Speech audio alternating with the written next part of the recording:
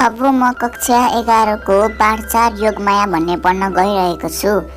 जीवन र मृत्यु मानिसका स्वाभाविक प्रक्रिया हुन्। मान्छेको जीवनको सतर्कता उसको गतिशीलता र रूपान्तरणबाट सिद्ध हुन्छ। योगमाया त्यस्तै गतिशील महिला हुन्। भोजपुर जिल्लाको नेपाले डाँडा सिमले भन्ने सानो गाउँमा जन्मेर देश विदेशको यात्रा तय गर्दै विद्वान कुरीति, महिला विभेद र जातीय कुरीतिका विरुद्ध बोल्ने प्रखर महिलाका रूपमा चिनिन्छन्।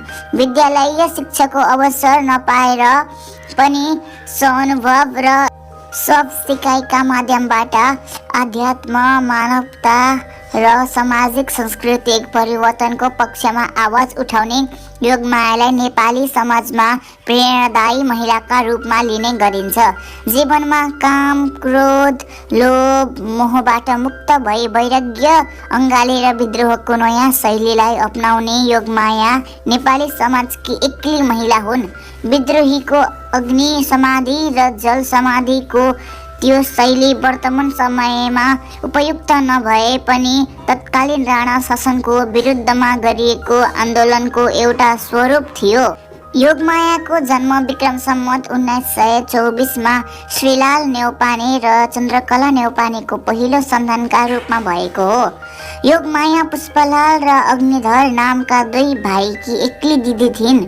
सामाजिक परम्परा अनुसार 7 वर्षको कलिलो उमेरमा नै उनको विवाह भयो। पति भनेर चिन्न नपाउँदै विवाह गरेको 2 वर्षमा उनी विधवा भइन्। तत्कालीन नेपाली समाजमा विधवा हुनु भनेको पीडादायी अवस्थामा पुग्नु हो। बाल स्वभाव र गुणका आधारमा उनले घर परिवार र समाजको तिरस्कार भोग्नु पर्यो। त्यही कारण उनी शारीरिक मानसिक यातनाको समेत शिकार भइन्। यसरी अत्याचारका सबै खाले स्वरूपलाई सहदै उनी 14 वर्षको उमेरसम्म घरमै बसिन्। तत्कालीन सामाजिक परिवेशमा सासु र नन्दको प्रताडना सहन नसकेपछि उनी भागेर माइत गइन्। माइतीमा पनि उनको घर गरी खान नसकेकी भनेर प्रशस्त निन्दा सहनु पर्यो। बुबा आमा र माइतीतिरका सबैले त्यस बेलाको सामाजिक प्रचलन अनुसार उनलाई आफ्नै घर फर्काउन प्रयत्न गर्यो। त्यसरी माइती र घर दुवैतिरबाट उपेक्षित योगमायामा बिस्तारै विद्रोहको चेतना पलाउन थाल्यो। उनी घर र माइतीका बीचमा विद्रोह गर्दै आसाम पुगिन्। आसाम पुगेर उनले एक्लो अनुभव गरिन्। पतिको स्वतित्वमा बसिरहनु पर्ने मृत्यु संस्कारका विरुद्ध कडेल धर्का व्यक्तिसँग विवाह गरिन्। केही वर्षपछि उनका पतिको मृत्यु भयो।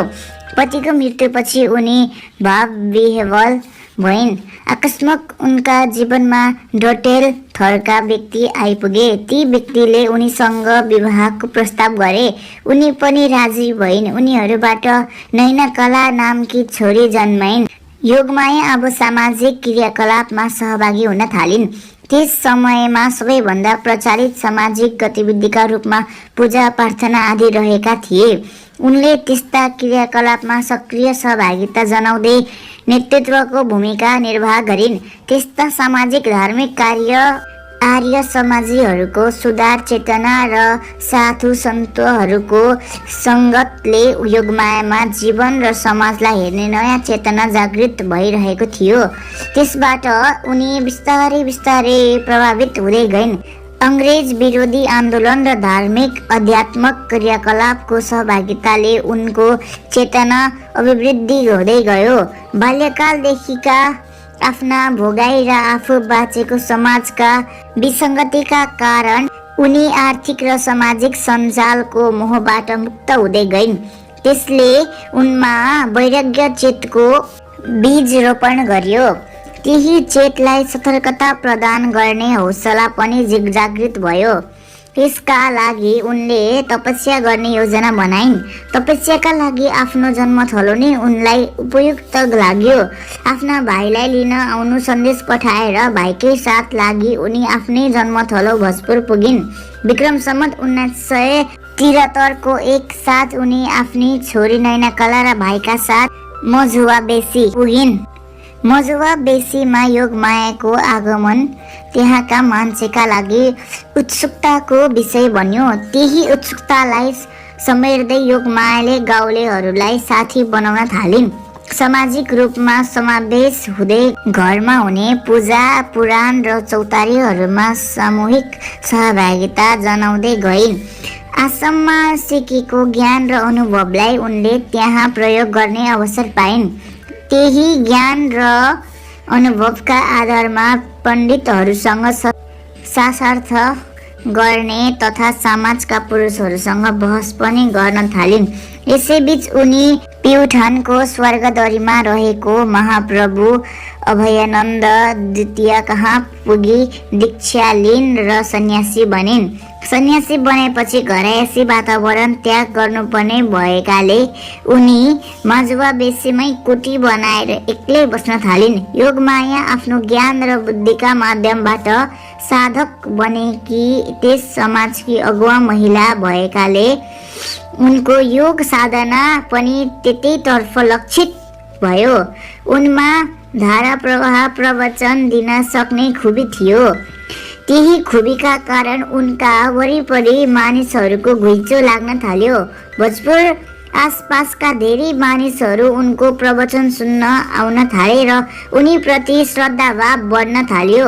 भक्तजनको घुइँचो लागेपछि मजुवा बेसीका कुटीले उनलाई पुगेन।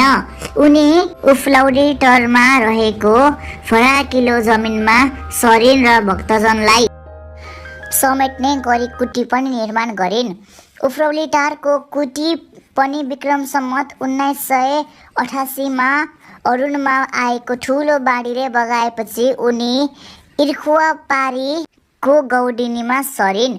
उनी जहाँ जहाँ बसाइ सर्थिन् भक्तजनहरू त्यही पुग्थे। उनको योग साधना र तपस्याबाट प्रभावित पनि हुन्थे। उनले तपस्याका निराहार जलाहार अल्पाहार जस्ता विधिहरूको प्रयोग गर्थिन्। शरीरलाई मौसम र वातावरण अनुसार समायोजन गर्न कहिलेकाहीँ दिन अरुण नदीमा आधा शरीर डुबाएर बस्थिन्। कहिले गर्मीयाममा पञ्चअग्नि ताप्थिन्। यस्ता कठोर तपस्याले उनलाई दृढ बनाउँथ्यो। त्यही दृढताले गर्दा उनी विक्रम सम्वत 1992 आफ्ना अनुयायी सहित खम्पलालुङ हिमाल पार गरेर तपस्या समेत गरिन्।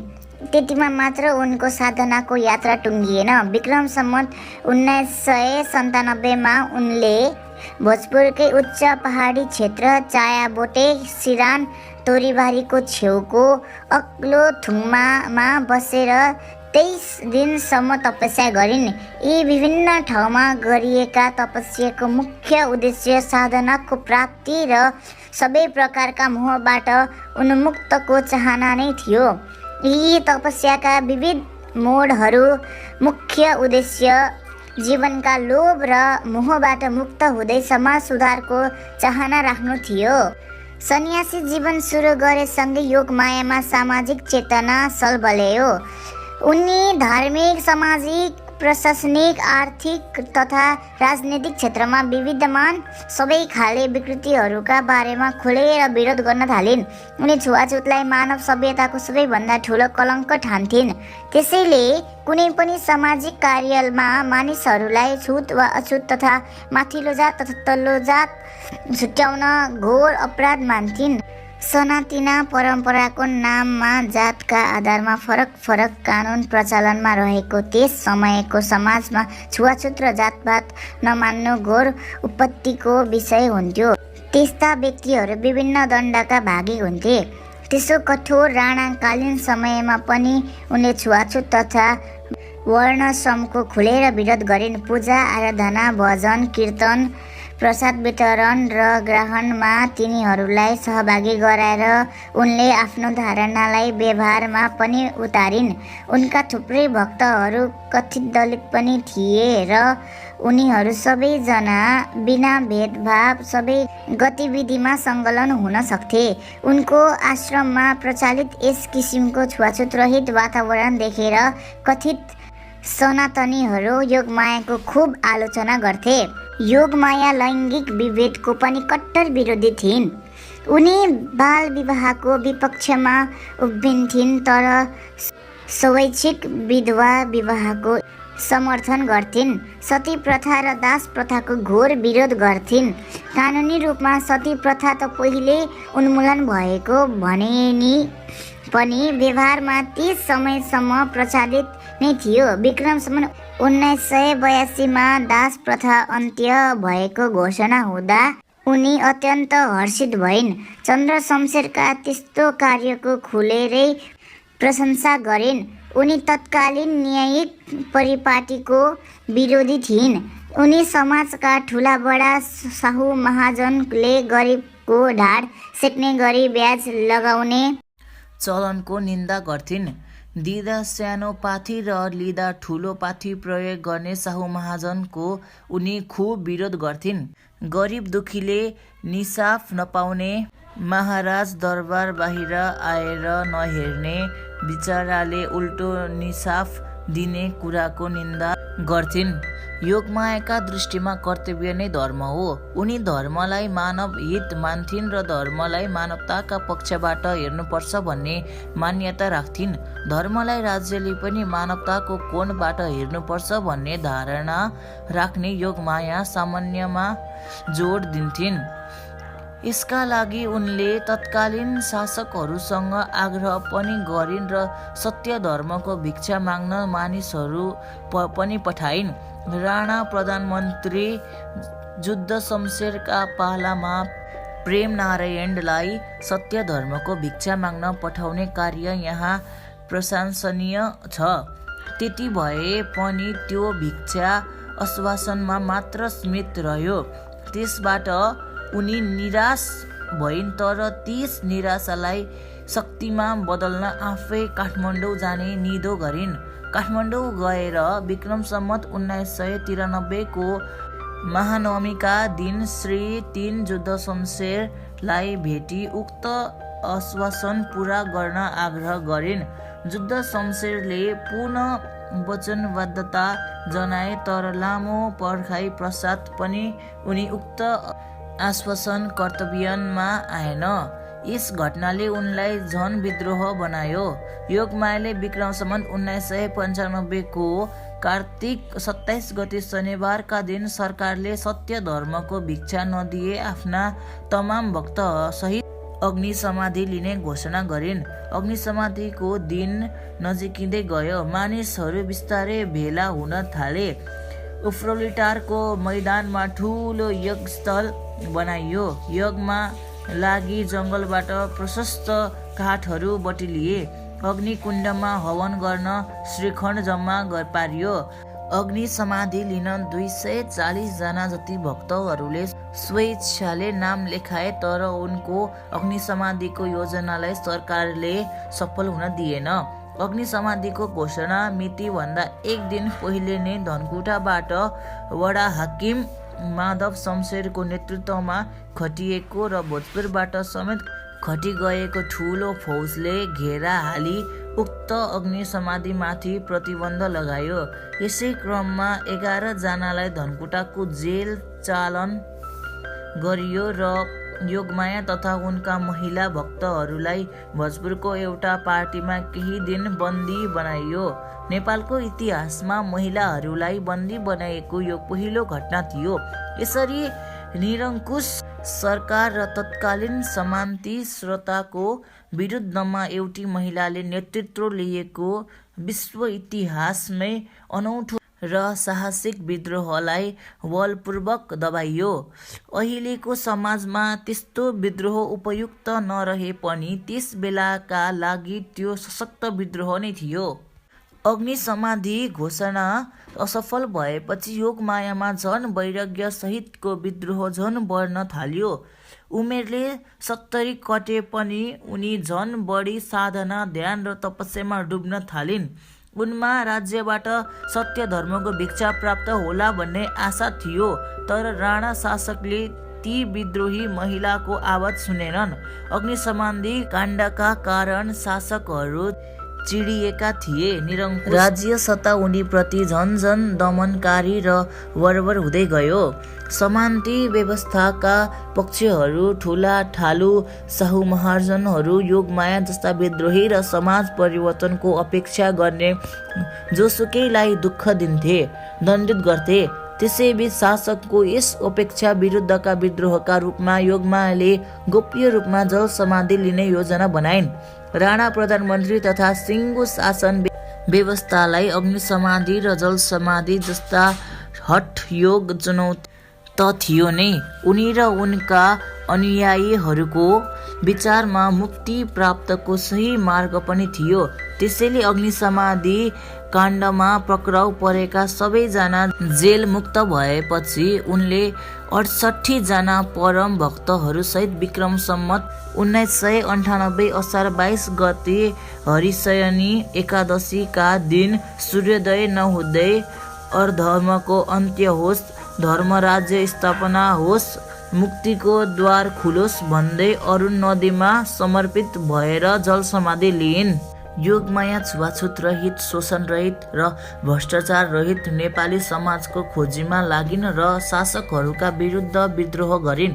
उनले योग साधना, ध्यान, तपस्या, प्रवचन र सामाजिक व्यवहारका माध्यमबाट सती प्रथा, दास प्रथा, छुवाछुत जस्ता कुरीतिबाट मुक्त न्यायपूर्ण समाज निर्माण गर्ने प्रयास गरिन्। तत्कालीन समान्तनी समाजका अगुवाहरूले यसलाई सुनेनन्। समाजमा सचेत विद्रोहको रूपमा रहे पनि पुराना विचारका मान्छेहरूका लागि उनका विचार रुचिकार थिएनन्।